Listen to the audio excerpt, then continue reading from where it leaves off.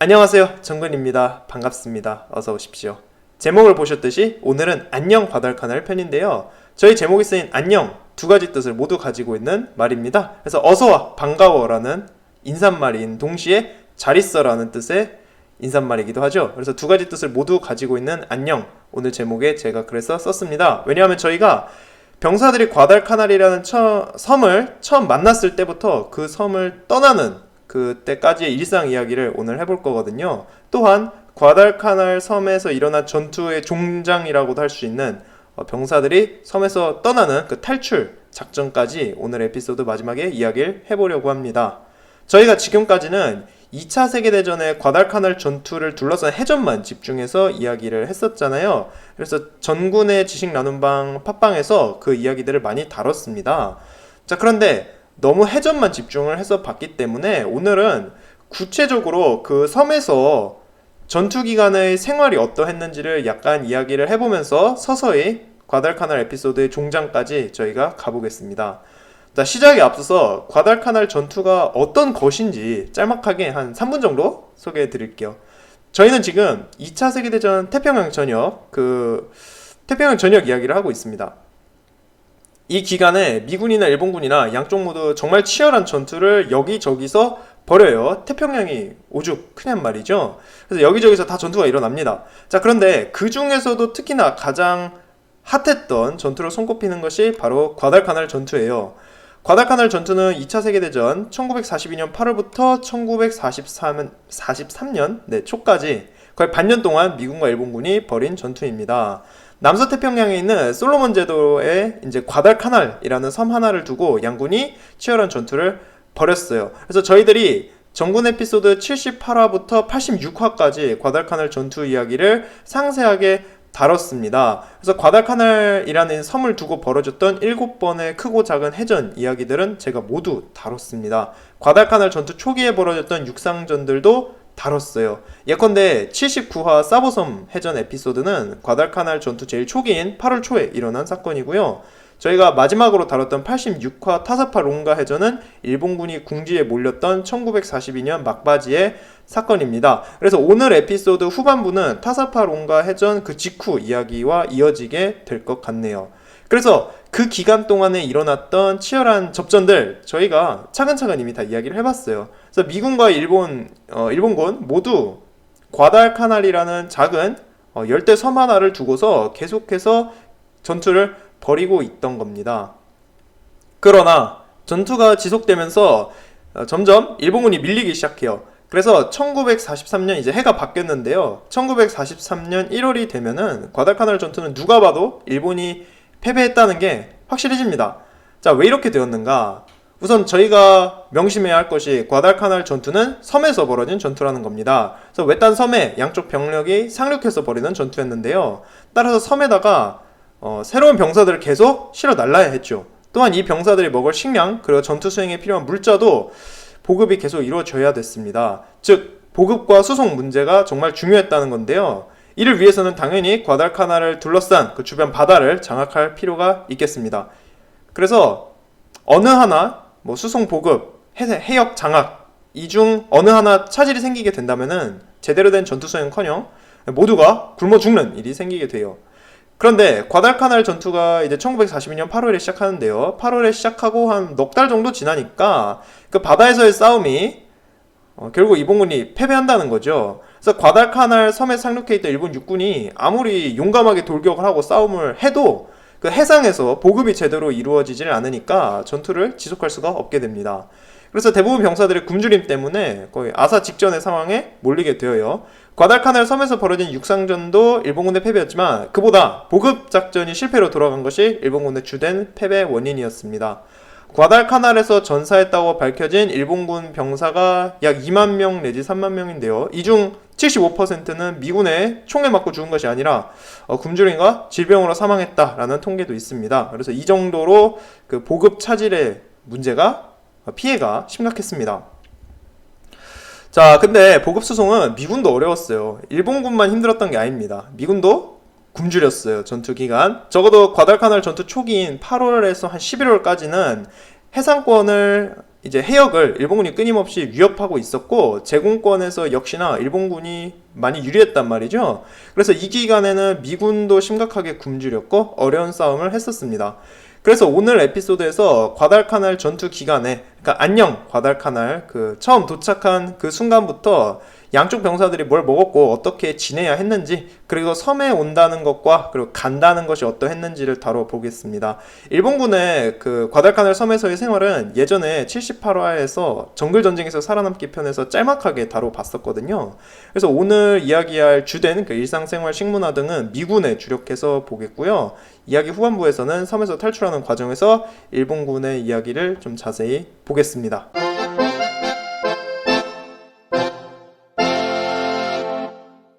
우선 미군 병사들의 이야기입니다. 1942년 8월에 미 해병대가 과달카날 섬에 상륙하죠. 그리고 일본군이 갖고 있던 비행장을 뺐습니다. 그 비행장에는 핸들슨 비행장이라는 이름이 붙게 되고요. 이러면서 과달카날 전투가 시작하게 됩니다.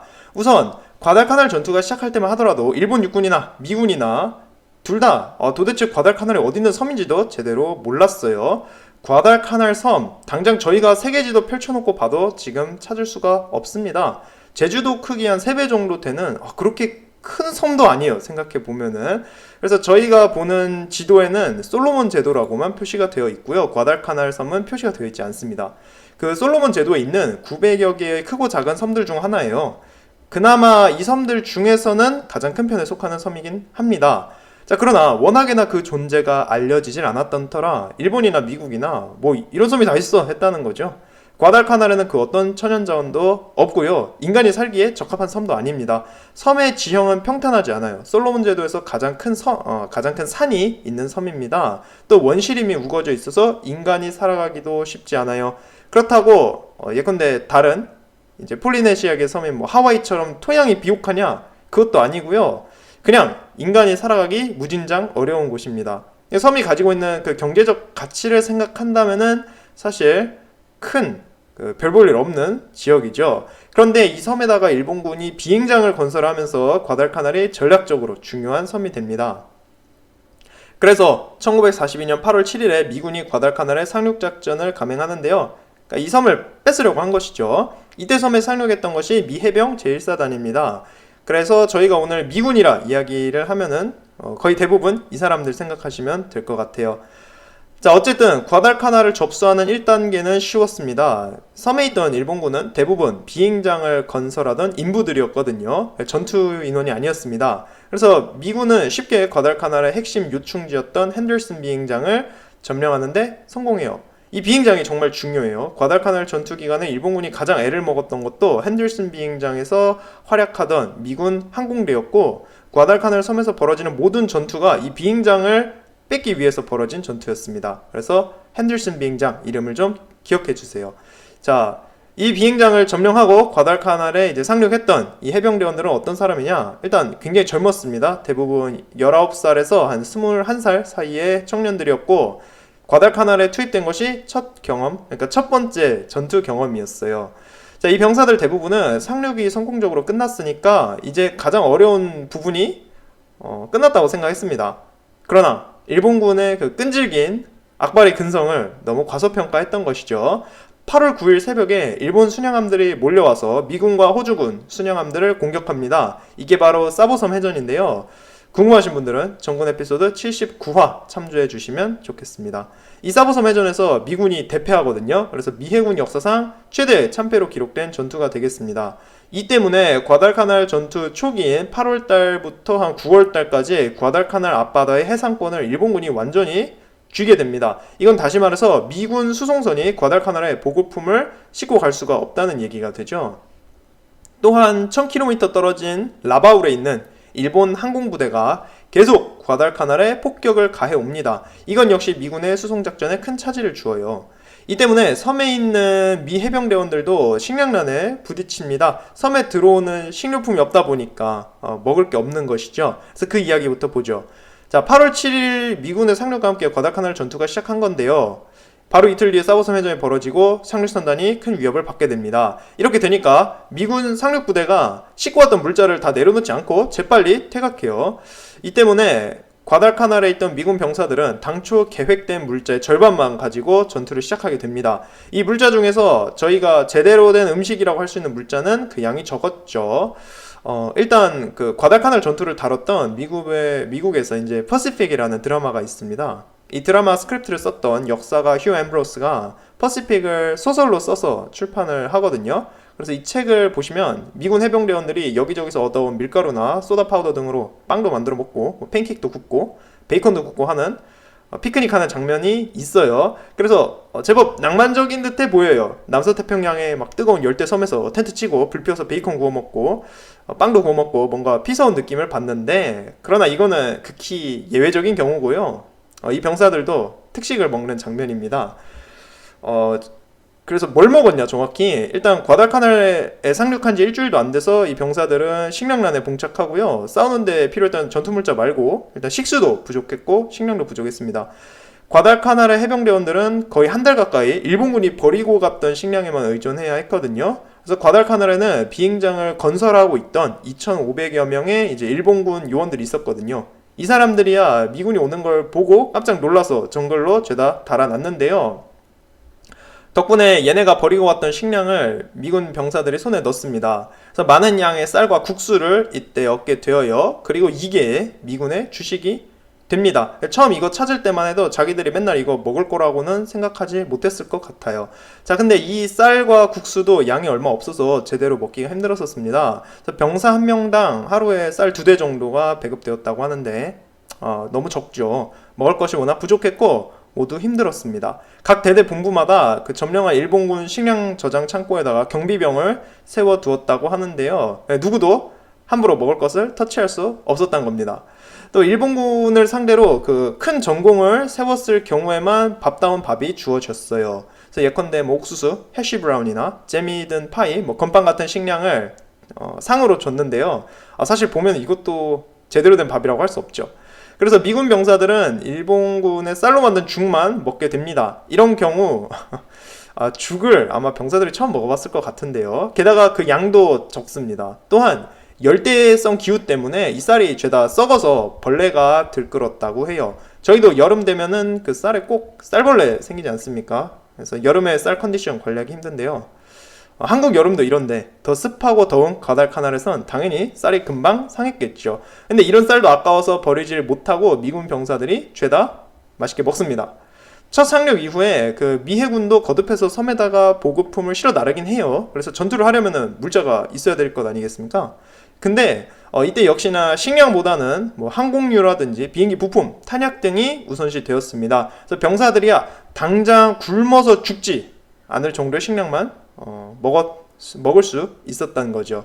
그래서 과달카날에 있는 미군 병사들이 이렇게 살았는데 계속 죽만 먹고 싸울 수는 없죠. 그래서 뭐 야전에 있는 병사들이나 미군이 점령하고 있던 지역 외부로 이제 일본군과 싸우러 나가는 병사들도 있을 것 아니겠어요? 이런 경우에는 미군 스타일의 비상식량을 먹게 됩니다. 전투식량 생각하시면 되는데요. 이 미군 비상식량이 다행히도 퀄리티가 정말 좋아요. 물론 기록을 보시면 과달카날 전투 기간에 미군 병사들 대부분은 자기들이 먹는 음식이 형편없다고 굉장히 불평을 많이 했습니다. 하지만 2차 세계대전의 다른 나라 병사들 식사에 비하면 정말 괜찮았어요. 특히나 섬 반대편에서 진을 치고 있던 일본군보다는 정말 나은 식사를 할 수 있었습니다. 그래서 죽을 먹을 때가 아니면 대체 뭘 먹었는가? 일단 기록을 보면은 미군이 주로 먹었던 게 C 레이션이라고 하는 비상식량이었습니다. C가 컴뱃의 약자라고 하는데요. 그러니까 C 레이션 하면은 전투식량이란 뜻이죠. 이게 오늘날 대한민국 국군이 먹는 전투식량과 미군이 이용하는 MRE 등의 조상님이 되겠습니다. 자, 그러면 C 레이션을 먹는다는 게 어떤 것인지를 좀 보죠. 이 C 레이션은 1938년에 2차 세계대전 터지기 직전에 미국 시카고에 있는 연구소에서 개발이 되거든요. 그래서 우선 야전 취사장이 제대로 돌아가고 있질 않거나 또는 적진에서 작전을 벌이는 경우에, 그러니까 식량 공급을 제대로 받지 못할 경우에 먹을 수 있게끔 만들어진 식량입니다. 제가 C 레이션이 어떻게 생겼는지 좀 찾아봤는데요. 그냥 통조림 안에 들어있는 음식이라고 보시면 되겠습니다. 이 경우 통조림에 M이라고 쓰여 있으면은, 그러니까 meat의 약자인데요. 그래서 고기가 들어간 통조림이고요. B라고 쓰여 있으면은 비스킷이, 건빵이 들어있는 통조림이란 뜻입니다. 제가 비스킷이 들어있는 C 레이션을 봤는데요. 저희들 먹는 동그란 비스킷 있지 않습니까? 뭐 다이제 같은 비스킷, 그런 비스킷이 통조림 안에 사탕이랑 뭐 각종 기호식품이랑 같이 들어있다고 보시면 됩니다. 그래서 통상의 C 레이션은 6개의 캔으로 구성되었다고 하는데 3개의 고기 통조림, 3개의 비스킷 통조림, 이거를 하루치 식량으로 계산했다고 해요. 그래서 병사들이 1인당 6개의 통조림을 휴대하게 됩니다. 무게는 총 340g 정도 되었고요. 그래서 한 끼 식사를 하고 싶다, 그럼 고기 통조림 하나 뜯고 비스킷 통조림 하나 뜯어서 커피 한 잔이랑 먹으면 되는 것이죠. 근데 뭐 모든 전투 식량이 그렇듯 맛이 별로 없었고 쉽게 질렸다고 해요. 고기가 들어있는 통조림의 경우도 저희가 고기 하면은 꽤 거창한 걸 생각하는데 실제로 C 레이션에 있는 고기 통조림은 어떤 요리로 구성이 되었느냐, 뭐 고기랑 콩이 섞여 있는 요리, 혹은 야채랑 섞은 고기 스프, 고기와 뭐 으깬 감자 이런 것들이 들어있었다고 해요. 이것들 외에도 상상 가능한 다양한 고기를 응용한 요리들이 들어가게 되는데요. 그래서 병사들이 통조림을 딸 때 기대를 할 수 있었다고 해요. 그래서 이 안에 무슨 맛이 있지 하고 딱 뜯었는데 이제 자기가 싫어하는 맛이야. 그럼 그날은 약간 운수가 좋지 않은 날, 그렇게 생각을 했다고 합니다. 근데 전체적으로 퀄리티가 그렇게 좋진 않았다고 해요. 그래서 역시나 그 퍼시픽에 나오는 장면인데요. 미군 병사가 C 레이션 고기 통조림을 딱 열고서는 그 안에 개먹이 같이 생긴 콘 비프가 있었다고 불평하는 장면이 있습니다. 그래서 개먹이 같다, 재밌는 비유지 않습니까?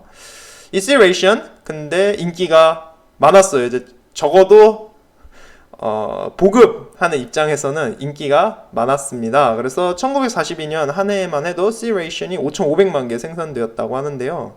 굉장하죠.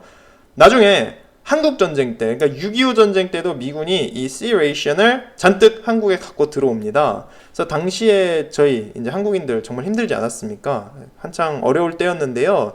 그래서 이 C 레이션이 구호물품으로도 많이 쓰여서 한국인들도 많이 먹었다고 합니다. 전후에도 C 레이션이 저작거리에서 많이 팔렸다고 해요. 또 미군이 베트남 전쟁 때까지도 C 레이션을 이용했었습니다. 그래서 매우 오랫동안 미군이 애용했던 비상식량 되겠습니다. 이게 한 1970년대까지 쓰였다고 하거든요. 그래서 오늘날 미군 전투식량이 MRE로 바뀌기 직전까지 C 레이션을 계속 썼습니다. 잘 만들기는 했던 것 같아요. 2차 세계대전 때 쓰던 C 레이션을 베이스로 해서 이제 약간씩 업그레이드를 계속해서 얘네가 쓰고 있었거든요. 특히나 유튜브에 C 레이션을 검색을 하시면요, 이 C 레이션을 먹고 그거 리뷰하는 애들 영상이 있거든요. 그래서 일명 전투식량 덕후인 친구들인데요. 근데 이 C 레이션이 뭡니까? 생산된 지가 한 40년, 50년 돼가는 음식이잖아요. 근데 유튜브에서 이 C 레이션 리뷰하는 애들 보면은 이 오래된 막 50년 된 비스킷이랑 음식을 이걸 다 먹으면서 이건 뭐 맛있다, 이건 뭔 맛이다, 이건 어떻다, 이렇게 리뷰를 합니다. 근데 4, 50년 넘어간 C 레이션을 먹고 얘네가 바로 뭐 꼴까닥 죽거나 뭐 배탈을 일으키지 않는 걸 보면은 확실히 C 레이션 보존성 좋게 튼실하게 잘 만들긴 한 것 같습니다. 그래서 좋긴 한 것 같아요. 확실히 얘네가 먹고 바로 죽지는 않더라고요, 제가 보니까. 그래서 참 신기한 친구들이었습니다. 이랬던 C 레이션. 근데 그 기록을 보면은 과달카날 전투 기간에 제대로 된 식량을 섬에다가 실어다 놓기가 어려웠기 때문에 미군 보급선단은 거의 대부분 C 레이션만 잔뜩 실어다 나릅니다. C 레이션이 아니라 해도 비슷한 다른 비상식량을 주로 가져다 놨어요. 근데 그나마의 비상식량도 자주 먹을 수 있는 게 아니라는 거죠. 그래서 일단 기본 베이스는 쌀로 끓인 또 벌레가 좀 섞여 있는 죽이고, 가끔씩 이런 전투식량을 곁들여 먹었다는 겁니다. 이런 상황이 적어도 1942년 8월 초부터 11월까지 한 넉 달 정도 이어집니다. 12월은 돼야지 미군이 완전히 해상을 장악하고 원활한 수송작전을 개시하거든요. 그래서 그 전까지는 계속 일본군이랑 옥신각신 섬을 두고 싸우고 있을 때란 말이죠. 따라서 식량은 항상 부족했습니다. 이렇게 되면은 취사병들의 책임이 막중해지는데요. 주어진 재료는 얼마 없는데 이걸로 뭔가 매직, 마법을 부려야 했어요. 제가 찾은 기록들을 보면은 호주에서 보내준 양 혓바닥과 일본군이 모아둔 고래 기름으로 요리를 한 케이스도 있고요. 벌레 먹은 쌀에다가 이것저것 C 레이션이나 그 외의 비상식량의 재료를 섞어서 죽이나 스프, 비스무리한 것을 끓여서 먹기도 했다고 합니다. 해병대원들 모두 넉 달간 전투를 벌이는 동안에 제대로 된 빵을 본 적이 없었다고 해요. 한국인으로 비유하자면은 넉 달 동안 따뜻한 쌀밥을 한 번도 못 먹었다고 보면 됩니다. 어찌되었건 과달카날에서 미 해병대원으로 지낸다는 건 절대 유쾌한 삶이 아니었던 거죠. 그래서 이런 군대 밥, 짬밥의 퀄리티 문제 여기서 심각했습니다. 자, 이렇게 먹는 게 부실했는데 이에 반해서 하는 일은 정말 힘들었단 말이에요. 하루 종일 핸들슨 비행장 주변에다 진지공사하고 참호판다고 또 삽질하고 비행장 보수하고 물자 옮기고 힘듭니다. 힘들어요. 하도 못 먹다 보니까 대부분 미군 병사들이 굶주림 때문에 평균 10kg 이상 몸무게가 빠집니다. 심각한 경우 18kg 이상 몸이 이제 살이 빠진 병사도 있었어요. 미국 다큐멘터리에서 과달카날 전투에 미군 병사들의 숭고한 희생을 강조할 때 항상 이 예시를 듭니다. 18kg 빠진 병사 이야기요. 저희들이야 다이어트 광고에서 항상 한 달 만에 10kg 폭풍 감량 이런 허위 과장된 광고를 너무 자주 접하는데요. 그래서 10kg 그거 뭐 미용을 위해 다이어트 정도 할 수 있는 것 아니냐라고 생각할 수 있어요. 그러나 한 달에 10kg 뺀다는 게 절대 불가능합니다. 일상적인 생활에선 절대 불가능한 일이에요. 지금 보시는 미군 병사들처럼 본인의 몸을 죽기 직전까지 혹사시켜야 가능한 일입니다. 과달카날 같은 태평양 한복판에 있는 지옥의 섬에 가서 고통의 넉 달 이상의 시간을 보내야만 이 정도 큰 감량을 이루어낼 수 있어요.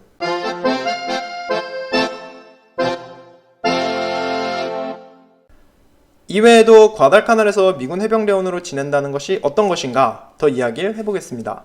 저희가 먹는 얘기는 해봤으니까 이번에는 전쟁이라는 특수한 상황에 대해서 좀 보겠습니다. 당장 과달카날에는 이제 해 떠 있는 동안엔 일본 폭격기들이 계속 날아와서 폭탄을 떨어뜨려요. 일본 폭격기들은 1000km 떨어진 라바울에서 날아오는 것이었는데요.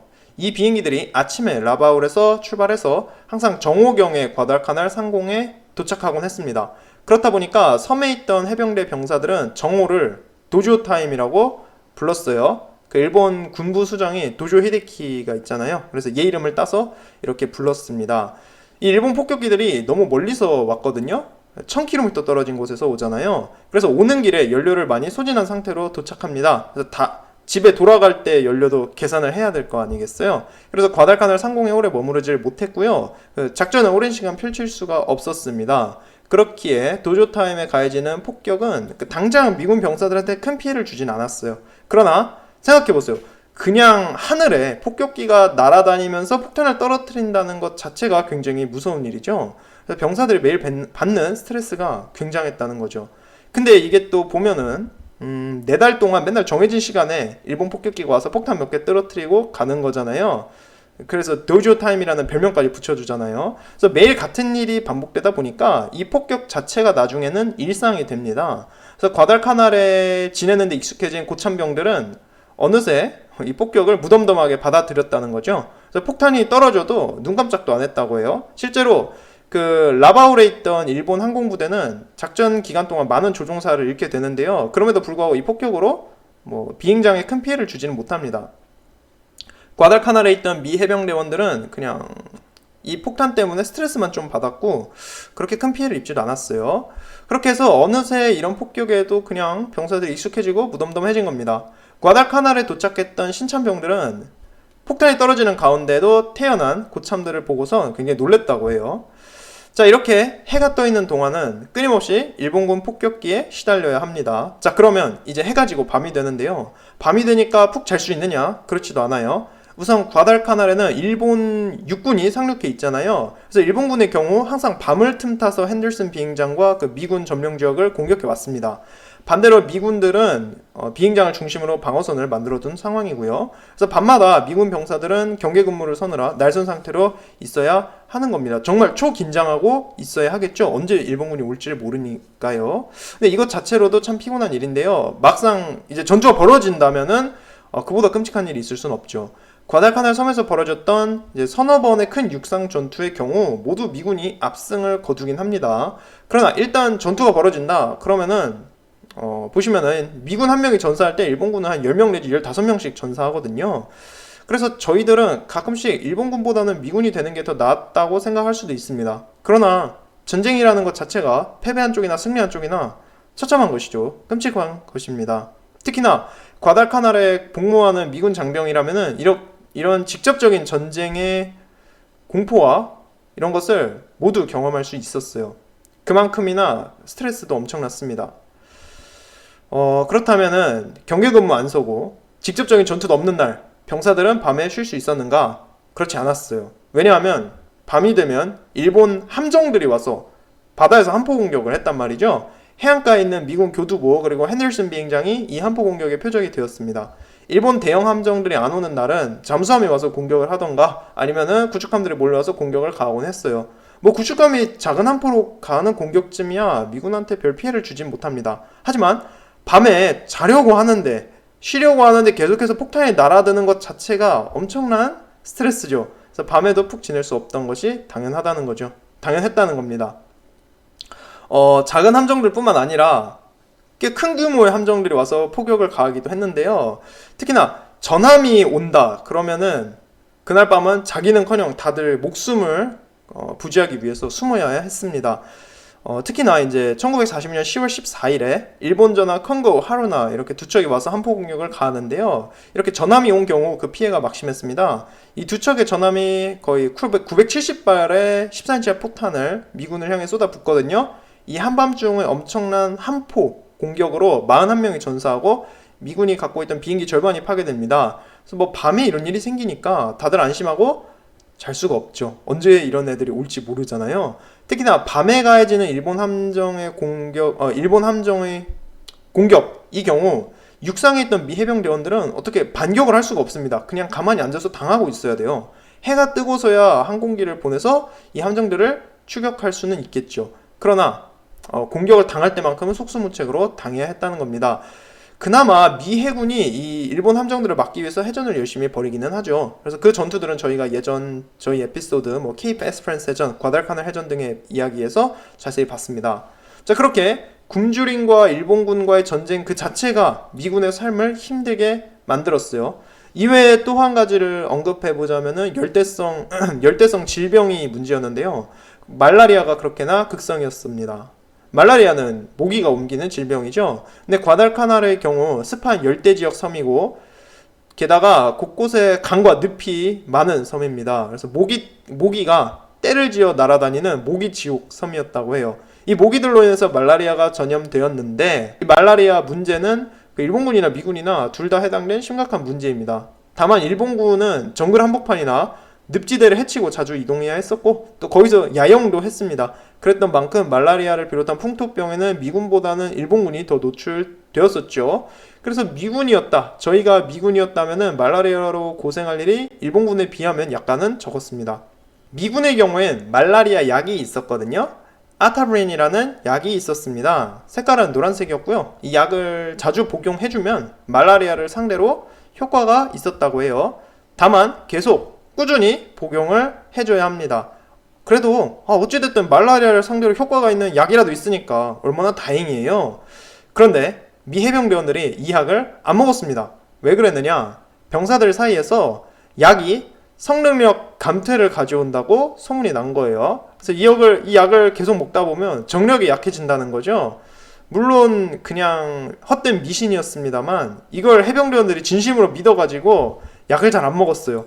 그래서 결국 과달카날에 제일 처음 상륙했던 미 해병의 경우 8,000명의 장병이 말라리아에 감염됩니다. 그래서 미 해병 제1사단 병력의 3분의 2가 말라리아를 비롯한 열대성 풍토병에 감염되어서 전투를 제대로 수행하지 못했다고 해요.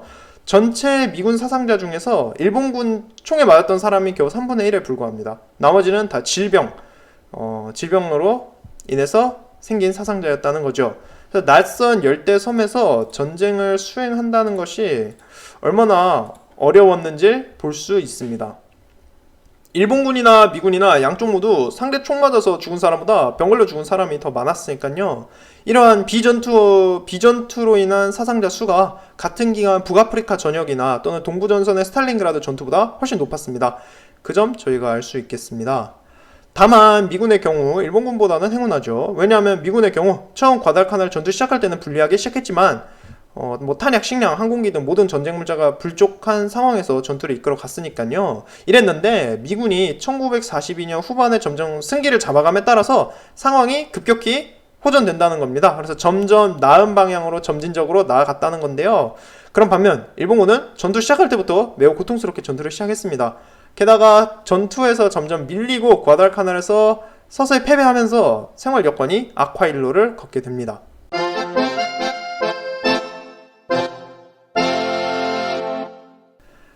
2차 세계대전에서 가장 불행한 군대가 누굴까라고 이야기를 하자면 끝이 없습니다. 1943년 1월에 2차 세계대전은 정말 세계대전답게 여러 곳에서 동시다발적으로 일어나고 있었거든요. 이 시기에는 불행한 병사들이 많았습니다. 1943년 1월 저희가 얘기하는 과달카날에서 저 멀리 떨어져 있는 스탈린그라드에는 30만 명의 독일군이 포위되어 있었어요. 이 포위된 독일군 고통스러웠습니다. 얘네랑 싸우고 있던 소련군도 비참하긴 마찬가지였고요. 또 북아프리카에서는 사막의 여우 로멜이 이끌고 있는 이탈리아 독일 추축군이 영국군과 대치하고 있기도 했고요. 전쟁터에 불행한 병사들 곳곳에 많이 있었습니다. 사실 다른 전역에 비교해 보면은 과달카날에서 고통받았던 일본군은 그 수가 적다고도 볼 수 있죠. 그러나 병사들이 놓여야 했던 환경만 보면은 과달카날의 일본군이 가장 고통스러웠을 겁니다. 미군을 몰아내기 위해서 1942년 8월에 일본군도 과달카날에 상륙을 합니다. 그 뒤에는 토키오 익스프레스라고 불리는 야간 수송작전을 계속해서 새로운 병사들이 섬에 꾸준히 보내지고요. 당시 일본군이 과달카날에서 실시했던 공격작전들, 이 공격작전들이 모두 재앙으로 끝나거든요.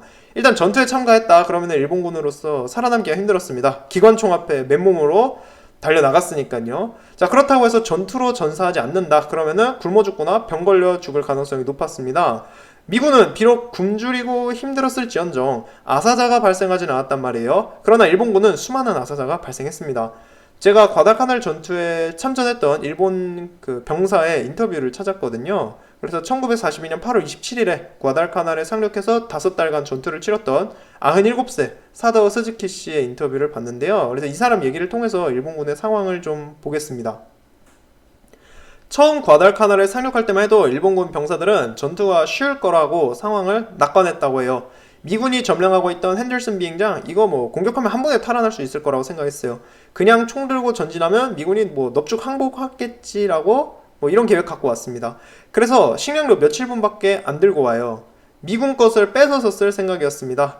얘네가 공격하는 미군도 식량이 별로 없었는데 말이죠. 하지만 8월, 9월, 10월까지 이어지는 전투에서 일본군은 연패를 거듭합니다. 미군은 넙죽 항복하기는커녕 일본군에게 끈질기게 저항하면서 물러나질 않아요. 결국 미군과의 전투에서 패배해서 일본군 병사들은 5달 정도 정글 속에서 살아가며 버텨야 했습니다. 다들 로빈슨 크루소가 돼야 했어요. 그래서 상황이 악화되고 있었지만 일본 지휘부가 과달카날을 포기하고 철수하려 하질 않습니다. 많은 병사가 굶주리고 있지만 거듭해서 새로운 병사들이 섬으로 보내지고요. 매일 밤마다 구축함들이 계속해서 물자를 날려다 오면서 전투를 계속 하게 만듭니다. 그러나 전투를 제대로 수행해내기에는 보내지는 물자의 양이 턱없이 부족했어요. 11월에 벌어졌던 과달카날 해전에서 일본이 패배한 게 결정타였습니다. 11월이 넘어가면은 일본군은 더 이상 전쟁을 하는 군인이 아니었습니다. 거의 정글 속에서 살아남기 위해서 발버둥 치는 난민들의 모습이었거든요. 일본군 병사들은 굶어 죽지 않기 위해서 먹을 수 있는 건 다 집어 먹었다고 합니다. 그래서 나중에 가면 개구리, 뱀, 쥐도 부족해졌다고 해요. 그래서 병사들이 있는 거 없는 거 정말 다 잡아 먹었던 겁니다. 로빈슨 크루소야 그 섬에 자기 혼자 있어서 이것저것 자원을 혼자 쓸 수 있었는데 이 섬에는 지금 일본군 병사가 2만 명이 넘게 있습니다. 그렇다 보니까 모두가 굶주릴 수밖에 없었죠. 제가 봤던 인터뷰의 경우 스즈키 씨와 함께 8월 27일에 1885명의 일본군 병사가 과달카날에 상륙하거든요. 이 중에서 1485명이 굶주림으로 사망했다고 합니다. 나중에 가면은 너무 배고파서 일본 병사들 사이에서 싸움도 벌어지고요. 그 병사들이 먹을 걸 두고 동료를 살해하는 경우도 생겼다고 해요. 일본 병사들의 경우 자기들만의 생존자 구분법이 있었다고 하거든요. 그래서 제발로 일어날 수 있는 사람의 경우 30일 남은 사람, 정자세로 앉을 힘이 남아있는 사람은 20일 남은 사람, 소변 볼 때 일어나지 못하는 사람은 3일 남은 사람, 힘들어서 말을 못하게 됐다 그러면 그 사람은 이틀 남은 사람, 눈을 깜빡이지 못하게 된 사람은 다음날 새벽에 죽을 사람, 이렇게 구분을 했다고 합니다. 좀 슬프네요, 이런 얘기를 보니까. 자, 그런데 비슷한 기간에 어려움을 겪고 있던 다른 군대랑 비교를 한번 해볼게요. 같은 기간에 스탈린그라드에는 30만 명의 독일군이 이제 다른 추축군 동맹군과 함께 포위되어 있었거든요. 그러나 스탈린그라드에 포위되었던 독일군은 과달카날의 일본군보다 상황이 더 나았습니다. 추운 것과 더운 것, 그렇게 단순하게 볼 것이 아니라 둘 다 끔찍하긴 했지만 독일군 상황이 훨씬 좋았다는 얘기를 지금 한번 해볼게요. 일단 스탈린그라드의 독일군은 비록 이제 굶주리고 추웠을지언정 자신들이 제대로 머무를 수 있는 진지나 벙커가 있었거든요. 그리고 스탈린그라드 전투는 독일이 치르고 있던 가장 중요한 전투였습니다. 국군을 걸고 하고 있던 전투였어요. 그렇기 때문에 스탈린그라드에 정말 아낌없이 물자가 투입되었습니다. 물론 이것 때문에 스탈린그라드에서 입었던 패배가 더욱 치명적이죠. 올인을 했는데 패배해서 독일에게 결정타가 됩니다. 그러나 적어도 독일군은 무모하게 버텼을지언정 본국에서 해줄 수 있는 지원은 있는 힘껏 해줬다는 겁니다. 반면 과달카날의 경우엔 11월에 과달카날 해전에서 패배한 이후에 일본 해군이 더 이상 과달카날을 두고 무리한 전투를 벌이기를 꺼려합니다. 그래서 우리는 손 떼겠다 이런 얘기를 했던 거죠. 과달카날 해전에서 일본 해군이 전함 두 척을 잃었잖아요. 그래서 이스라엘은 피해를 입고 나니까 정신이 퍼뜩 들었던 겁니다. 그래서 일본 해군 측에서 먼저 득보다 실이 큰 과달카날 전투에 회의적으로 나와요. 이러면서 해상 보급이 제대로 이루어지질 않습니다. 그래서 이 마지막 단계의 보급 작전은 저희가 전군 에피소드 86화 타사파론가 해전편에서 자세히 이야기를 했습니다. 일본 해군이 이렇게 해서 12월부터 소급적으로 나오고요. 육군의 경우 1942년만 해도 남서태평양이 그 주된 전역이 아니었습니다. 일본 육군은 중일전쟁 치르느라 중국에서 정신 없었단 말이에요. 그래서 과달카날이 가장 큰 관심사가 아니었어요. 이러면서 또 퇴각명령은 끝내 미룹니다. 뭐 이렇게 양쪽 다 일본 육군이나 일본 해군이나 다 과달카날에 신경을 점점 덜 쓰면서 과달카날에 있던 일본군 병사들이 힘들지 않았나 싶습니다.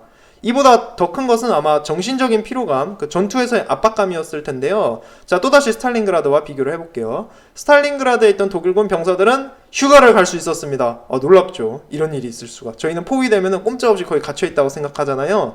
그런데 스탈린그라드에 포위되어 있던 독일군 병사들은 휴가를 갈 수 있었습니다. 자, 어떻게 휴가를 갔느냐. 독일군이 그때까지만 해도 운영하고 있던 몇 개의 비행장이 남아 있었거든요. 그래서 이 비행장에 있던 비행기를 통해서 독일군은 고향에 휴가를 갔다 올 수 있었고요. 근데 더 안타까운 거는 소련군의 포위망이 완전히 좁혀지는 그 순간에도 휴가 마치고 자대로 복귀해야만 했습니다. 그래서 마지막 그 병사들이 마지막 비행기가 탈출하는 그 순간에도 그 비행기 타고 자대에 복귀한 병사들이 있어요. 그래서 참으로 2차 세계대전에서 가장 불행한 병사들이라고 생각하는데요. 어찌됐든 중요한 거는 포위된 그 상황에서도 독일군 병사들은 휴가를 나갔다. 또 비행기를 통해서 수송만 이루어지는 비행기를 통한 수송만 이루어지던 그 급박한 상황에서도 독일군 수송기들은 편지와 우편물을 계속해서 병사들한테 전달을 해준단 말이죠. 그래서 스탈린그라드에 포위되어 있던 독일군은 그 끔찍한 상황에서도 가족들이란 편지를 주고받으면서 정신적인 위안을 얻을 수가 있었습니다. 또 우편을 통해서 크리스마스 선물도 받을 수 있었고요. 여러 가지 기호식품도 전달받을 수 있었습니다. 반면 과달카날의 일본군 병사들은 그렇지 못했어요. 과달카날에 갇힌 그 순간 그 지옥에서 탈출하는 방법은 너무나 심각한 부상을 입어갖고 도쿄 익스프레스 왔던 구축함 타고 섬을 빠져나가거나 이런 경우도 거의 없었고요. 아니면은 그냥 죽어서 나가는 방법밖에 없었습니다. 휴가를 갔었다라는 기록을 제가 찾을 수가 없었어요. 그러니까 우편물을 주고받았나? 그것도 확실하지 않습니다. 혹시라도 만약에 이런 게 존재했다는 사실이 있으면은 제가 나중에 더 찾아서 공부를 해야 될 것 같은데요. 적어도 지금까지는 제가 그런 기록을 찾아본 적이 없습니다. 그래서 배고프고 병 걸린 것도 서러운데 휴가도 못 가고 정기적인 우편물도 없습니다. 마치 남서태평양에 있는 그 절해고도의 지옥섬에 떨어진 느낌이잖아요. 탈출할 수가 없습니다. 이런 점이 일본군에게 굉장히 힘들게 작용했을 것 같아요. 이외에도 일본군을 힘들게 했던 것은 식량뿐만 아니라 장비, 운송수단도 부족했다는 것인데요. 과달카날 전투 기간에 일본군은 핸들슨 비행장에서 출격하는 그 미 항공대 때문에 항상 애를 먹습니다. 느리게 움직이는 수송선을 이용한 그 병력 수송과 물자 수송, 이거 자주 실패로 돌아갔어요. 따라서 재빠른 구축함을 이용해서 밤에 샥 물자 내려놓고 도망가는 수송 작전을 펼친단 말이죠. 그래서 이게 도쿄 익스프레스 작전이잖아요. 저희가 자주 이야기를 했습니다. 근데 이렇게 하다 보니까 뭐 먹을 것이나 병력은 실어 나를 수 있는데 탱크나 중장비를 실어 나를 수가 없습니다. 과달카날 전투 기간에 일본군은 모든 장비를 인력으로 옮겨야 했거든요. 그래서 총알, 탄약, 탄약, 자기들이 먹을 식량, 대포까지 죄다 짊어지고 먼 거리를 병사들이 걸어서 이동해야 했습니다. 과달카날 섬에 있는 일본군 상륙 지점에서 미군이 점령하고 있는 핸들슨 비행장까지 이제 공격하려고 정글을 해치고 가야 하는 거예요. 근데 정글에서 행군한다는 게 쉽지 않습니다. 늪지대와 모기대를 해치고 길도 없는 밀림을 뚫고 가야 해요. 무거운 쇳덩이 짊어지고 말이죠. 이런 크나큰 고통을 일본군 병사들이 겪어야 했습니다. 뿐만 아니라 얘네가 겪어했던 질병도 심각했죠. 이런 이야기들은 제가 일본군의 그 정글에서 살아남기 에피소드 78화에서 너무 자세히 했습니다. 그렇기에 오늘은 좀 가볍게만 이야기를 할게요. 예전 에피소드 다시 한번 청취해 주시면 좋겠습니다. 그래서 오늘 이야기가 아무래도 과달카날 전투 종장이다 보니까 이렇게 중간중간 계속 다른 에피소드에서 다뤘던 이야기들이 언급이 되는데요. 그래서 너무 그 편들에서 자세히 얘기를 했기 때문에 저희가 빠르게 스킵을 하고 있습니다. 예, 이해 좀 해주세요. 근데 오늘 편이 안녕 과달카날이잖아요. 그렇다면은 과달카날로 가는 길, 그러니까 과달카날로 오는 길과 과달카날을 떠나오는 길에 관한 그 여정에 관해서도 보겠습니다. 여기를 오는 길은 어땠을까요? 미군의 경우 수송선단이 일본 항공기한테 공격받은 경우는 있지만 수송작전 전체가 좌절되었던 경우는 없습니다. 반면 일본군은 미 항공부대의 위협에 크게 노출된 상태로 바다를 건너야 했거든요. 그랬던 만큼 수송선이 침몰하는 일이 잦았습니다. 과달카날에 투입되었던 일본군 10명 중 1명은 가는 길에 배가 침몰해서 전사한단 말이죠. 그 숫자만 해도 4천여 명입니다.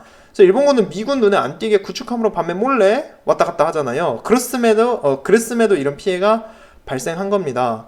그렇다면은 이 위험천만한 항해가 어떤 건지를 좀 이야기를 해볼게요.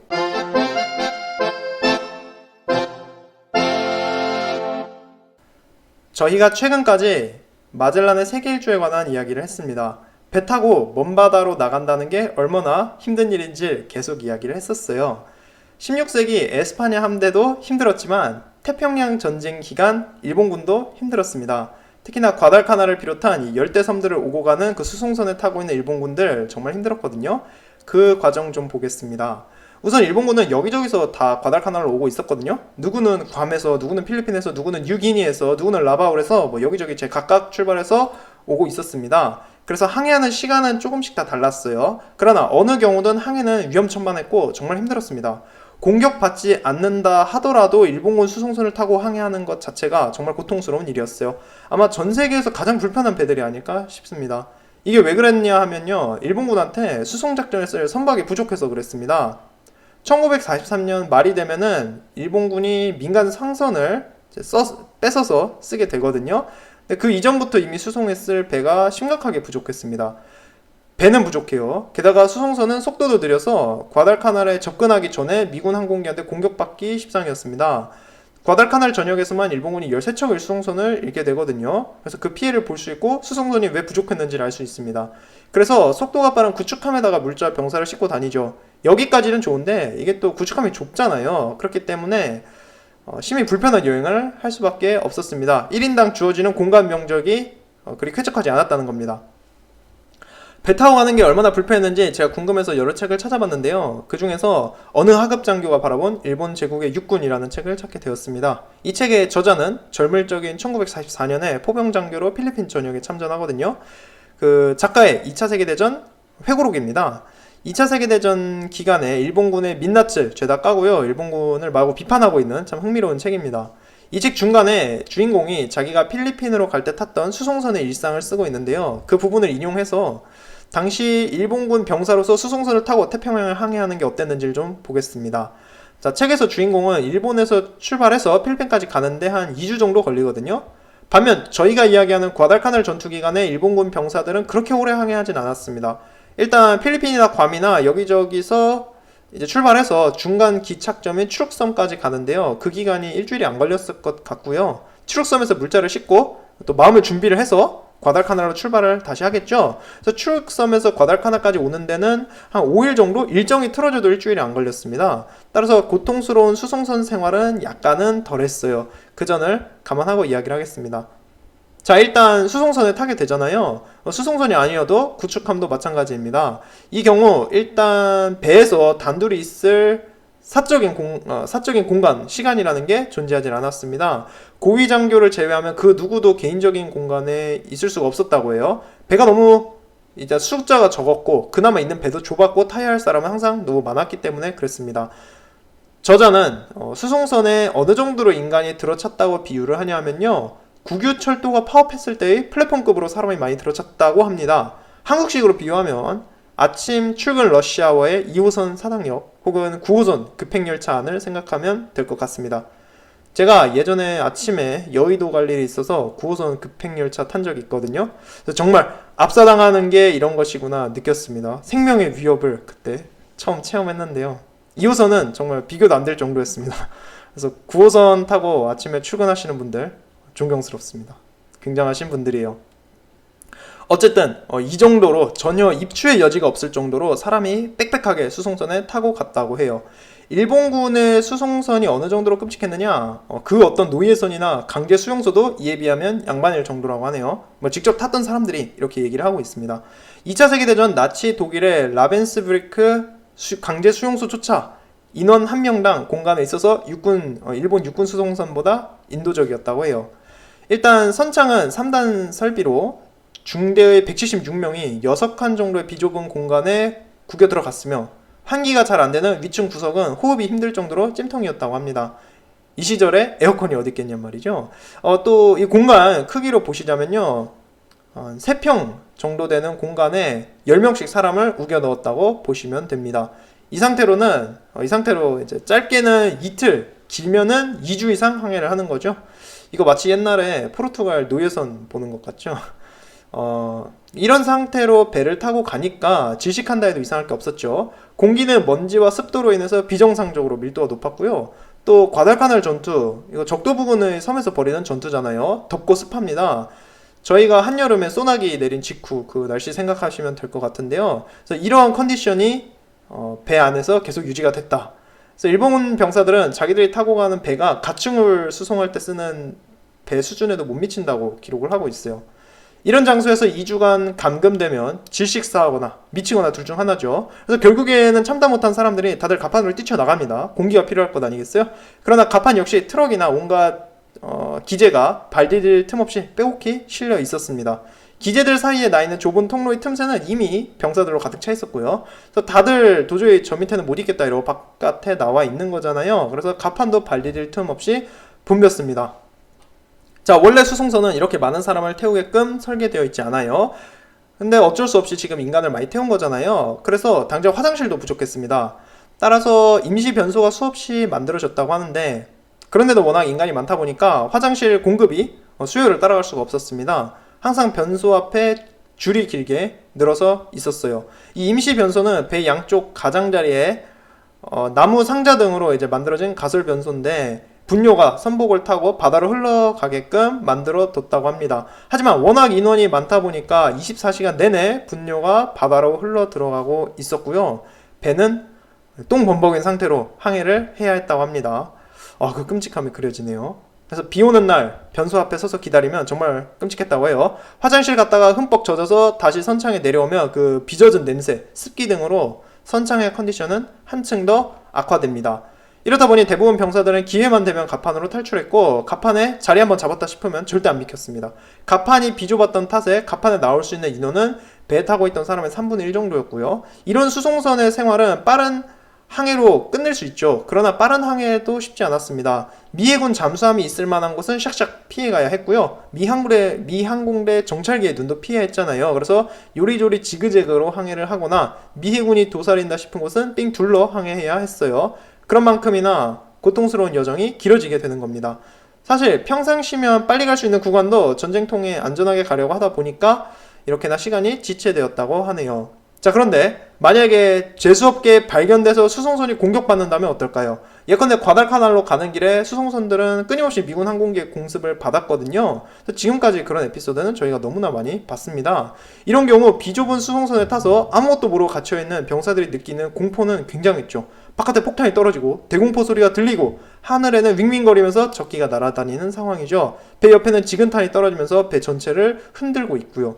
끔찍한 항해에 지친 병사들은 오히려 그냥 빨리 끝내버려라 미군아 이런 생각까지 했다고 합니다. 수송선 생활이 그만큼 힘들었어요. 배 타고 과달카날로 가는, 과달카날뿐만 아니라 다른 섬에 가는 그 과정 자체가 이렇게 고문이었다는 겁니다. 미군이 쓰는 폭탄이나 어뢰 한 방만 제대로 명중해도 수송선에는 치명적인 타격을 줄 수 있었거든요. 그래서 따라서 공격받는다는 건 굉장히 무서운 거죠. 위험한 순간입니다.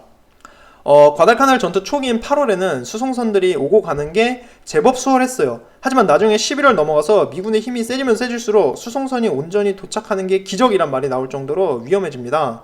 11월 중순에 있었던 과달카날 해전만 해도 일본군은 11척의 수송선 중에서 6척이 격침당하고 한 척은 파손당해서 회항하고 나머지 4척은 해안가에 좌초되어서 파괴됩니다. 그래서 갖고 온 물자의 99%를 잃고요. 배도 10척이나 잃었어요.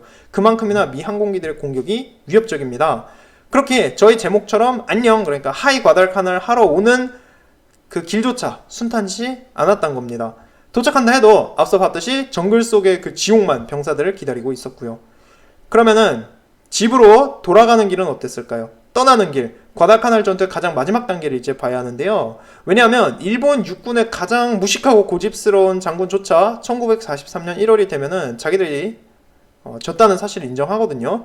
이미 1942년 12월부터 일본군은 가장 기본적인 정찰 공격 임무도 수행하지 못할 정도로 약화되어 있었거든요.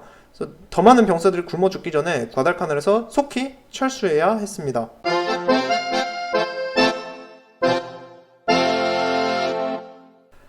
때는 1943년 1월 중순입니다. 이 시점에 일본군이 과달카날에서 승리할 가능성은 제로였어요. 1942년 8월부터 5달 정도 일본군은 악종고투를 거듭했지만 결국 과달카날을 포기하기로 결정이 납니다. 이 시점에 과달카날에는 약 1만 명 내지 1만 5천 명의 일본군이 있었거든요. 근데 이 숫자 중에서 제 발로 서서 움직일 수 있을 정도로 건강한 병사가 거의 없었습니다. 모두가 환자였어요. 섬에 보내진 병사들 중에서 절반 이상이 굶주림으로 사망하고 남은 숫자가 한 1만 명 남짓인 겁니다. 남은 사람들도 지금 죽어가고 있었고요. 이렇게나 많은 환자들을 어떻게 섬에서 구출할 것이냐가 굉장히 중요한 문제가 됩니다. 물론 과달카날은 섬이기 때문에 탈출 수단은 배편이 되겠습니다. 근데 배를 보내서 안전하게 모두를 탈출시킨다는 게 매우 어려운 상황이었어요. 우선 과달카날에 생존해 있던 다수의 일본군은 섬 서쪽에 있었는데요. 미군이 그동안 방어만 하다가 공세로 전환해서 섬 서쪽으로 일본군을 밀어붙이고 있던 중이었습니다. 이미 배고프고 병든 일본군은 여기에다가 제대로 저항도 못하고 있었어요. 그래서 구조대가 조금만 늦게 도착해도 과달카날에 있던 일본군 주력이 모두 미군에게 사로잡힐 위험이 있었습니다. 이외에도 1943년 초면은 과달카날 주변 바다를 미군이 꽉 잡고 있었단 말이죠. 미군 수상함도 피하고 미군 항공기도 피하고 안전하게 모두를 대피시킨다는 건 거의 기적이 일어나야만 가능했습니다. 자, 근데 과달카날 철수작전, 그러니까 가장 마지막 시행되었던 야간 수송작전인 토키오 익스프레스는 역사상 가장 성공적인 철수작전으로 기록이 될 거예요. 일본군이 과달카날 전투 기간에 참 실수도 많이 했고 못한 게 많았는데 이 철수작전 하나만큼은 기똥차게 해냅니다. 그래서 이 철수작전이 어떻게 진행되었는지 자세히 볼게요. 일단 과달카날에서 최종 철수한다는 결정이 내려지기까지 정말 긴 시간이 걸렸죠. 사실 1942년 10월에 있던 큰 전투에서 일본군이 패배한 시점에서 일본군이 과달카날에서 승리할 가능성은 없었습니다. 그 시각에 이미 일본군은 굶주림과 질병으로 허덕이고 있었거든요. 그러나 일본 그 지휘부의 높으신 분들께서 그 철수 퇴각 이런 단어를 매우 싫어했습니다. 결국 애꿎은 병사들만 죽어나고 철수 결정이 내려지기까지 거의 석 달이 걸렸어요. 어쨌거나 1942년 12월 31일 그해 마지막 날에 일본 천황이 과달카날 철수에 대한 최종 승인을 해줍니다. 그리고 남서태평양 일대 일본군 모두가 과달카날에서의 철수작전에 돌입해요. 해가 바뀐 1943년 1월 14일 밤에 구축함을 타고 600명의 새로운 일본군 병사들이 과달카날에 투입됩니다. 이 병사들이 과달카날에 새로 상륙하는 마지막 일본군이 될 건데요. 얘네 임무는 철수작전이 진행되는 동안 서쪽으로 전진해오는 미군을 막아내는 것입니다. 이게 참 원래 섬에 있던 일본군도 1만 명이 넘잖아요. 근데 이 병사들로는 도저히 어떤 전투를 수행할 수가 없는 거죠. 다들 일어나지도 못하는 상황이었기 때문에 전투를 할 수가 없습니다. 그래서 쌩쌩한 상태의 새로운 병사들이 가서 지연 작전을 펼쳐야 하는 거죠. 1월 14일 밤에 도착한 이 병사들이 과달카날에서 철수한다는 결정이 내려졌다고 현지에 있던 병사들한테 알려줍니다. 그래서 과달카날에 있던 일본 육군 장군들도 그제서야 내가 이 지옥에서 빠져나갈 수 있게 되었구나라고 알았겠죠. 같은 시각 남서태평양 일대 일본군이 모두 대규모 수송작전을 위해서 움직이고 있었습니다. 과달카날에서 1000km 떨어진 곳에 있는 뉴브리튼 섬의 라바울, 그리고 500km 떨어진 곳에 있는 숄틀랜드 섬, 2000km 떨어진 곳에 있는 추룩섬 해군기지 등등 이 일대 모든 일본 해군이 불온한 움직임을 보인 거죠. 이것을 미군 정보부도 빠르게 캐치해냅니다. 요놈들이 또 뭔가를 하러 오려는구나 알았던 건데요. 근데 이랬던 적이 한두 번이란 말이죠. 과달카날 전투 기간에 일본군이 대규모 수송작전을 위해서 수송선단과 강력한 해상 세력을 동시에 동원한 경우가 자주 있었거든요. 그래서 미군은 일본군이 또 한 번 과달카날의 대규모 상륙작전을 진행하려 한다고 상황을 오판합니다. 1942년 11월에 있었던 과달카날 해전과 비슷한 일이 생길 거라고 예상했었어요. 그래서 이에 대비하기 위해서 방어에 열심히 매진합니다. 일본군도 지금 싸울 생각이 없고 그럴 힘도 없었거든요. 그런데 미군 정보부가 일본군의 그 오기와 근성을 너무 높게 쳐줬던 거죠. 그래서 일본군이 또 한 번 대규모 공세를 준비하고 있다고 생각한 겁니다. 이 공격을 막으려면 미군도 더 세질, 파워업할 필요가 있습니다. 그래서 1943년 1월 29일에 미군도 새로운 수송선단을 과달카날에 보내요. 이 수송선단을 호위하기 위해서 16척의 함정으로 구성된 선단이 따라 붙습니다.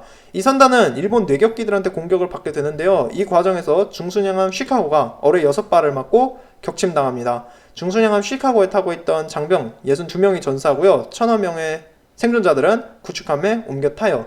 이 전투를 런넬섬 해전이라고 부르는데요. 과달카날 섬의 마지막 과달카날 섬을 둘러싼 전투 마지막 단계에서 일어난 해전입니다.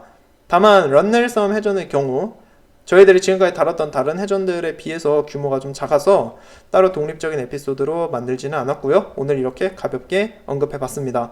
이런 사건이 생기면서 중순양함 한 척이 격침당했잖아요. 이러면서 미군 장군들은 일본군이 뭔가 새로운 공격을 준비하고 있다고 더더욱 확신합니다. 그래서 방어태세를 강화해요. 근데 이게 잘못된 판단이었죠. 일본군은 탈출 준비를 하고 있었으니까요. 오히려 이때 공세를 막 펼쳐서 약해진 일본군을 박살을 냈어야 했습니다. 근데 그렇게 하지 않았다는 거고요. 섬에 있던 일본 육군을 대피시키는 임무는 과달카날에서 1000km 떨어진 곳에 있는 라바울의 일본 해군이 담당하게 됩니다. 그래서 이곳에 있던 일본 제8함대인데요. 제8함대 이야기는 과달카날 전투 이야기 하면서 저희가 너무 자주 언급을 했죠. 솔로몬 제도와 뉴기니에서 벌어지는 각종 해전은 다 이 함대가 맡고 있다고 보시면 됩니다. 제8함대는 순양함 3척 그리고 구축함 21척을 투입해서 철수작전을 진행하기로 해요.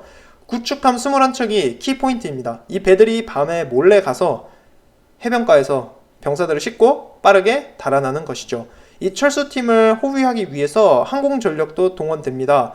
1943년 초만 해도 일본은 아직 제법 강력한 항공대를 갖고 있었거든요. 물론 1942년에 4번의 항공모함 해전을 치르고 또 솔로몬 제도와 뉴기니 일대에서 거듭된 전투를 벌이면서 많은 숙련된 조종사를 잃기는 합니다. 하지만 아직까지는 제법 강력한 항공전력을 갖고 있었어요. 그래서 과달카날 주변에 있는 섬들의 육상기지 항공기들을 모조리 동원합니다. 라바울, 부겐빌, 쇼틀랜드 섬 등등에 있는 등등 이런 섬들에 있는 항공기들을 전부 동원을 하는데요. 이게 합치면은 한 400여 대 정도 됩니다. 그래서 철수작전에 이렇게 투입이 되어요. 구출작전은 3번에 나눠서 1942년 2월 초에 진행하기로 합니다. 일본 해군은 그간 미군과 숱한 해전을 겪었잖아요. 그래서 이 작전 역시나 굉장히 어려울 거라고 예상하고 있었습니다. 일단 투입된 구축함의 절반을 잃을 각오를 하고 작전을 시작했다고 해요. 자, 그렇다면 구체적으로 안녕, 그러니까 굿바이 과달카날이 어떻게 진행되었는지를 보겠습니다. 저희 과달카날 이야기의 마지막 장이 될 건데요. 1943년 1월 31일에 과달카날에서 500km 떨어진 곳에 있는 쇼틀랜드 섬의 일본군 기지에 21척의 구축함이 집결합니다. 그래서 얘네들이 밤을 틈타서 과달카날로 출발할 예정이었어요. 한편 미군 나름대로 과달카날에서 여러 작전을 펼치고 있었거든요. 2월 1일에 과달카날에서 작전 중이던 미국 측함 디 헤이븐이 일본 내격기에 어뢰 3발을 맞고 격침당합니다. 이렇게나 마지막 순간까지도 과달카날을 둘러싼 전투는 치열했다는 거죠. 그리고 같은 날 아침에 마침내 20척의 구축함으로 이루어진 일본 해군의 1차 구조대가 출발합니다. 이 중 11척이 구조 임무를 진행할 예정이었고요. 9척은 그 작전을 호위할 예정이었습니다. 얘네가 가는 길도 쉽지 않았어요. 과달카날로 가는 길에 이제 핸들슨 비행장에서 출격한 미군 항공기들한테 끊임없이 공격받아야 했습니다. 결국 일본 구축함 마키나미가 지근탄으로 피해를 입고 돌아가야 했고요. 마키나미를 예인하기 위해서 구축함 후미즈키도 전열에서 이탈해야 했습니다. 하지만 아직까지는 일본군이 예상한 것처럼 심각한 피해는 아니었어요. 한편 일본 구축함대가 오고 있다는 사실이 미 해군한테도 알려졌을 것 아니에요. 따라서 일본 어뢰정들이 일본 구축함들이 오기를 기다리고 있었습니다. 그래서 2월 1일 저녁 10시 무렵부터 약 3시간 동안 구축함대 어뢰정에 해전이 벌어져요. 이 과정에서 미 어뢰정들은 큰 피해를 일본군한테 주지는 못합니다. 반대로 미 해군 어뢰정 3척이 격침 당해요. 그래서 야간에 벌어지는 이런 근접 해전에서만큼은 그래도 일본군이 자기들이 자랑하던 것만큼 마지막까지 꽤 잘 싸우는 모습을 보여줍니다. 그래서 해전이 벌어지는 동안에 구축함들은 과달카날 해변가에 도착하고요. 그리고 일본군 병사들을 구조하기 시작합니다. 이거는 철수작전, 퇴각작전이 아니에요. 그러니까 저는 구조작전, 구출작전이라고 생각하거든요. 그러니까 섬에 있던 병사들도 승선하는 게 아닙니다. 퇴각하는 게 아니라 탈출하는 거죠. 과달카날이라는 섬에서. 그래서 2월 2일 새벽으로 시간이 바뀌는데요. 새벽에 일본군이 피해를 입습니다. 그래서 구축함 마키구모가 어뢰를 맞았거나 혹은 기뢰에 당했거나 해서 큰 폭발을 일으키는데요. 대파대 마키구모는 결국 버려지고요. 모든 승조원들은 퇴함해서 다른 구축함에 옮겨 탑니다. 이제 일본 구축함들 모두가 하나의 난민선이 된 건데 2월 2일 새벽에 생존자들을 실은 구축함들은 다시 숄트랜드 섬으로 돌아갑니다. 그 시점에 약 5천여 명의 생존자들이 1차 구조대의 구축함에 타고 있었어요. 이 5천여 명의 생존자들이 얼마나 심각한 상황이었는지 여러 자료에서 찾아볼 수 있어요. 일단 구조하러 온 구축함에 올라탈 힘조차 없는 병사들이 많았다고 합니다. 어찌나 힘이 약했는지 사다리나 로프를 잡고 배에 올라타다가 힘이 빠져서 바다에 빠져 죽는 사람들도 있었어요. 생존자들은 마침내 과달카날에서 빠져나갈 수 있게 되어서 이게 진짜 꿈인지 생신지 분간을 못했겠죠. 이 병사들은 한동안 너무 굶어서 소화기관이 약해져 있었는데 그래서 제대로 된 음식을 소화할 수도 없었다고 해요. 한동안은 죽밖에 못 먹었습니다. 또 대부분 병사들이 설사병을 앓고 있었다고 하고요. 옷도 죄다 해지고 넝마와 같았고 수염과 머리도 기를 대로 길러서 이건 거의 야인과 같은 모습을 갖고 있었습니다. 그래서 로빈슨 크루소 5,000명 태우고 탈출하는 거라고 보시면 될 것 같아요.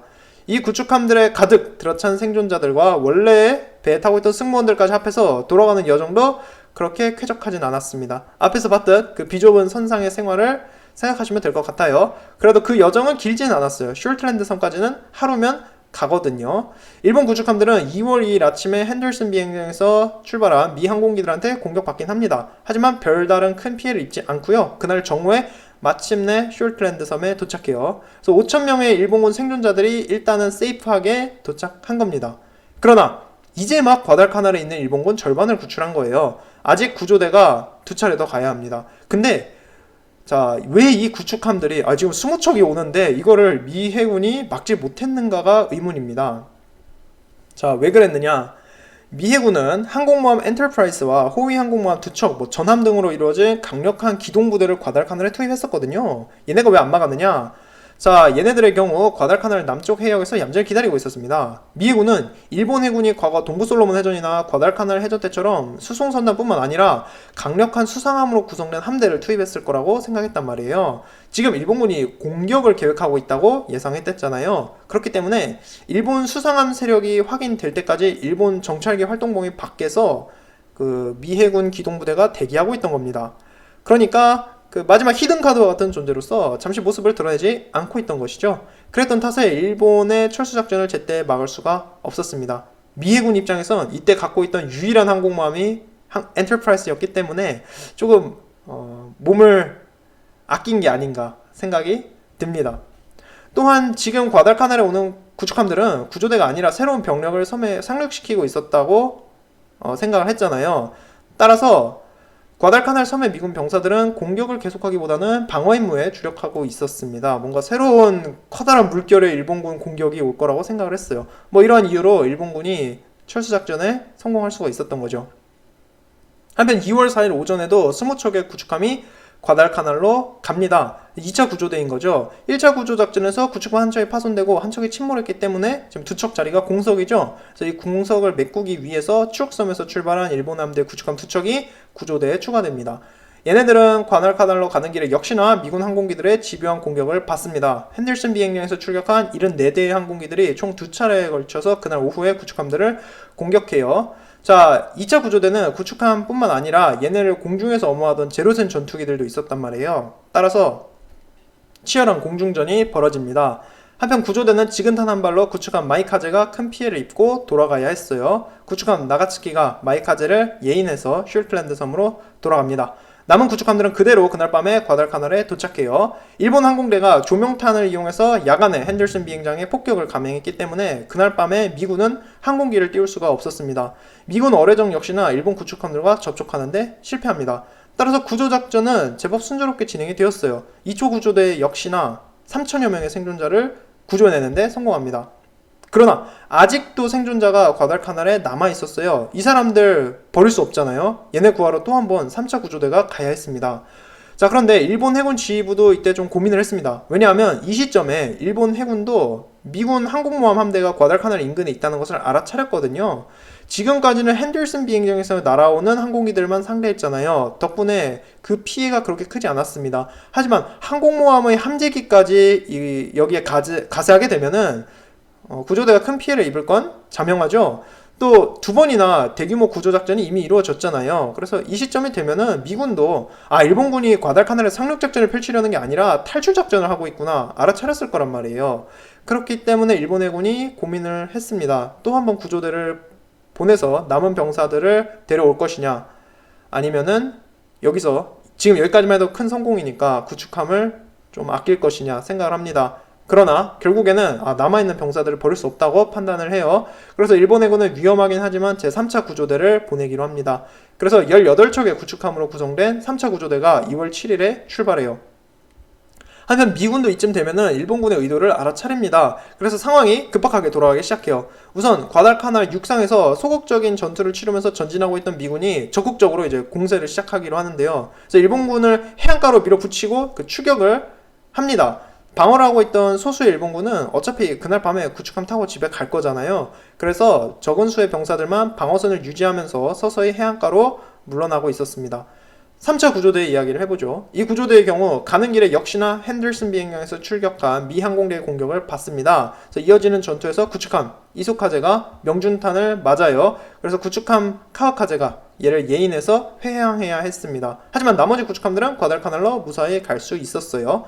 3차 구조대는 그날 밤에 2천여 명의 생존자를 태우고 돌아가게 됩니다. 3차 구조대의 구축함 승조원들은 과달카날 해변가에 내려서 몇 번이나 남은 사람이 있나 없나 찾아다녔다고 해요. 또 정글에다가 누구도 없냐고 소리를 쳤다고 합니다.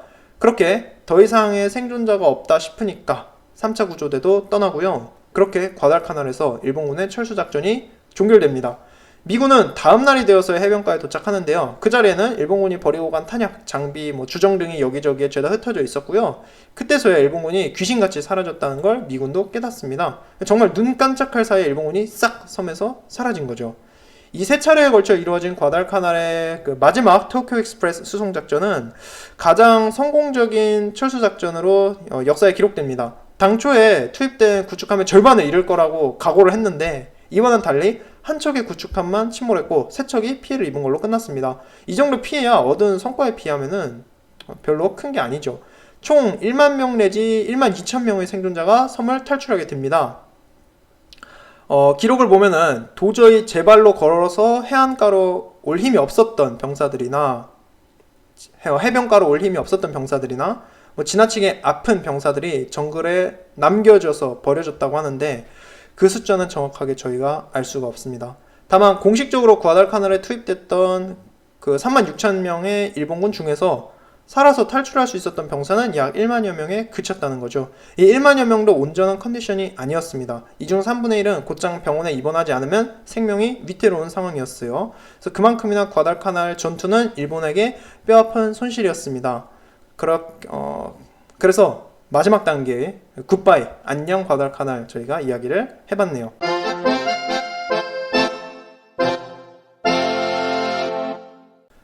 과달카날 전투를 저희가 그렇게 끝마쳐 보겠습니다.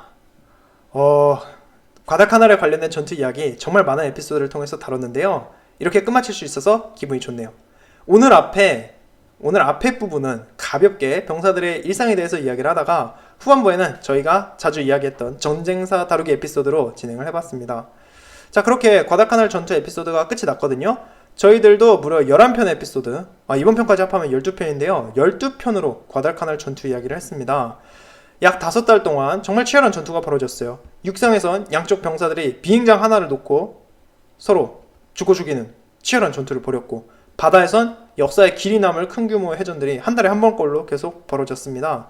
저희들도 사보섬 해전, 동부 솔로몬 해전, 케이프 에스프란스 해전, 산타크루즈 해전, 과달카날 해전 전반전, 후반전, 그리고 타사파론가 해전을 독립 에피소드로 이야기를 했어요. 이 정도로 스케일이 큰 것이 바로 과달카날을 둘러싼 해전들입니다. 이 해전들 외에도 양쪽 해상 세력은 끊임없이 크고 작은 전투를 과달카날 앞바다에서 벌였어요.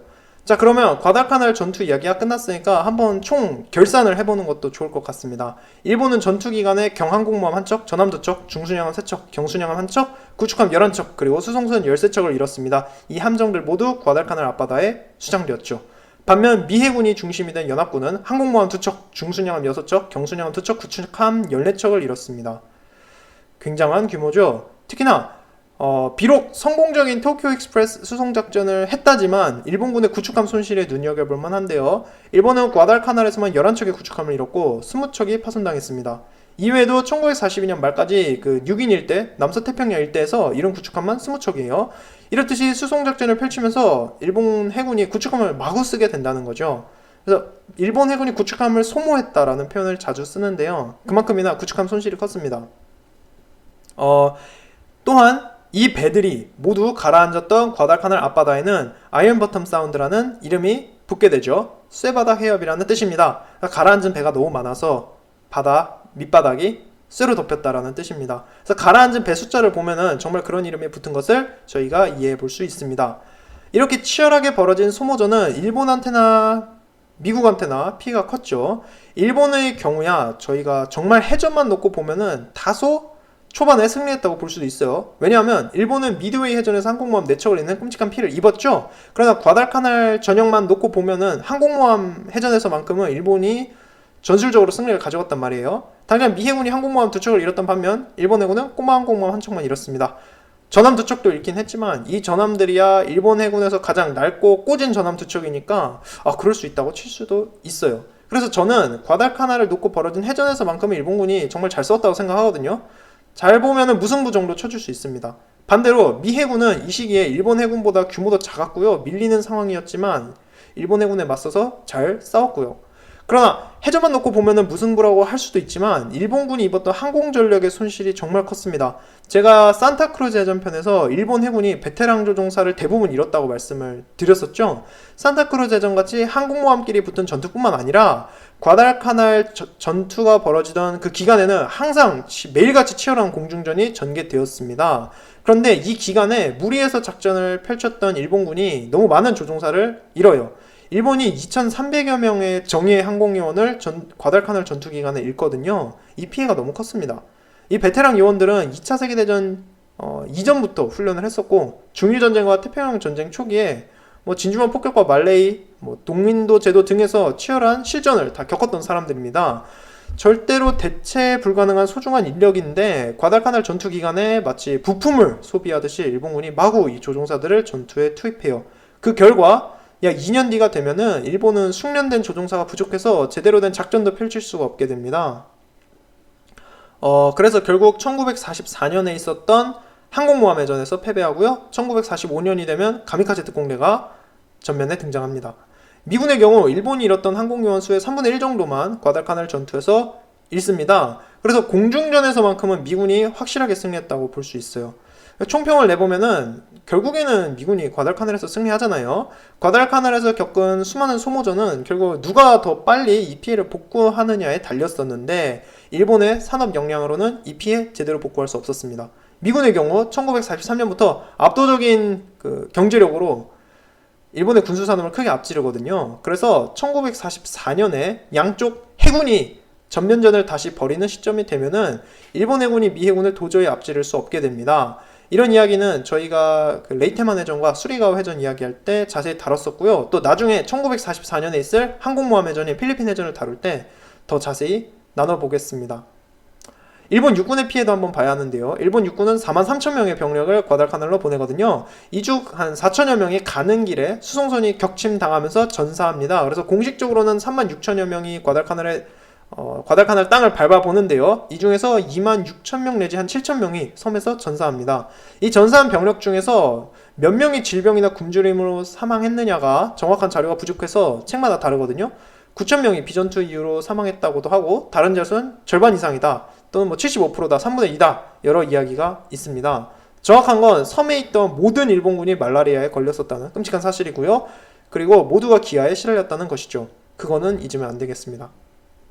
미군의 경우 6만 명이 과달카날에 가거든요. 이 중 1,500여 명의 전사자가 발생하고요. 4천여 명의 부상자가 나옵니다.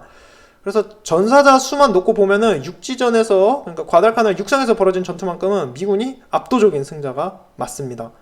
그래서 1942년은 미군에게 승리의 해죠.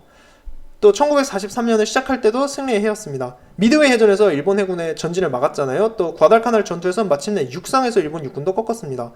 과달카날 전투가 막을 내리는 것과 동시에 1943년이 시작하잖아요. 1943년 과달카날 전투에서의 그 승리가, 또 일본한테는 패배가 중요한 게 마침내 일본 제국의 영토 확장이 끝났다는 겁니다. 과달카날의 패배를 기점으로 공격하는 자와 방어하는 자의 입장이 바뀌어요. 지금까지는 일본군이 맨날 상륙작전을 펼치고 팽창 노선을 취해왔는데, 이제 일본군이 방어태세를 취하게 됩니다. 미군이 공세를 펼치게 돼요. 그 뒤에 일어나는 그 태평양을 둘러싼 수많은 전투들, 저희가 나중에 차차 하나씩 이야기해보면 좋을 것 같은데요. 그 대변환점이 된 것이 바로 과달카날 해전이라는 겁니다. 그 이야기를 하기 위해서 저희가 이렇게 많은 에피소드에서 과달카날 해전 다뤄보았고요. 그렇게 저희가 오늘 에피소드를 끝마쳐 보겠습니다. 과달카날을 둘러싸고 벌어졌던 거의 대부분 사건은 저희가 다룬 것 같은데요. 다만 1942년 10월과 그 후반에 있었던 일본 육군의 전투는 다루질 않았습니다. 왜냐하면 전반부 전투와 비교해서 굉장히 비슷한 양상으로 진행이 되었었고, 육지전을 설명을 하려고 보니까 과달카날 섬에 있는, 이 작은 섬에 있는 하나하나의 지형 이름이 굉장히 많이 나오고 복잡하기 때문에 저희가 그 육지전은 자세히 설명하지 않고요. 다른 에피소드에서 그냥 간단하게 그 전투의 결과만 언급하는 정도로 다뤘습니다. 그래서 육지전은 전반부만 다루긴 했지만 그걸 제외하면 저희가 과달카날 전투에 관한 모든 이야기를 이렇게 커버를 했습니다. 심지어 병사들이 어떻게 지냈는지까지, 그 생활 여건에 관한 이야기까지 자세하게 다뤄보았네요. 그렇게 해서 하나의 챕터를 마무리했습니다. 그래서 굉장히 기분이 좋아요. 이게 뭔가 하나를 딱 마무리하니까 다음에는 또 다른 어떤 이야기를 해볼지 여러 가지 구상을 하게 되네요. 그래서 오늘 에피소드 여러분들 즐겁게 청취하셨다면 좋겠습니다. 다음 에피소드 무엇이 될지 기대들 해주세요. 항상 좋은 말씀 댓글로 남겨주시는 분들 너무 감사하고요. 후원 너무 고맙습니다. 그럼 오늘 에피소드 여기까지 하고 다음 편에서 찾아뵙겠습니다. 다들 좋은 하루 보내세요.